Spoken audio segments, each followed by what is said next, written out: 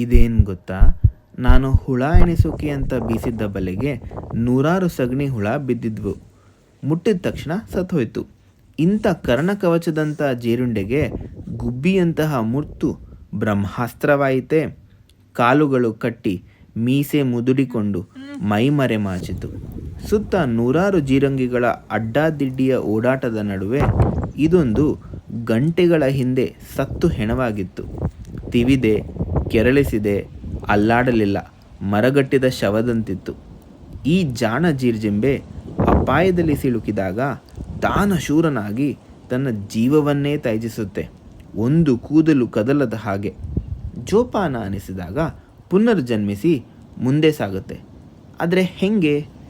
ಸಾವಿನ ಅಂಚಿನಿಂದ ಜೀವಕ್ಕೆ ತಿರುಗುವ ರಹಸ್ಯ ನಾವು ಯುಗ ಯುಗಗಳಿಂದ ಆಚರಿಸುತ್ತಾ ಬಂದಿದ್ದೇವೆ. ಯುಗಾದಿ, ವಿಷು, ನವರೂಸ್, ಈಸ್ಟರ್ ಆಗಿ ಒಮ್ಮೆಲೆ ವಸಂತ ಕಾಲ ಬಂದಾಗ.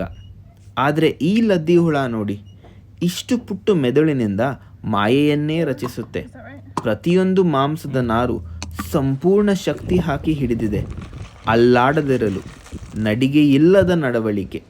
ಇದಕ್ಕೆ ಸಾವಾಟ ಅಂತಾರೆ, ಥಾನೋಟಾಕ್ಸಿಸ್. ಹತ್ರ ಹೋಗಿ ನೋಡಿದಾಗ ಇದು ಕೀಟದ ಎದೆ ಸಾವಿನ ನಡುವೆ ಇಮ್ಮಡಿ ವೇಗದಲ್ಲಿ ಬಡಿಯುತ್ತಿದೆ.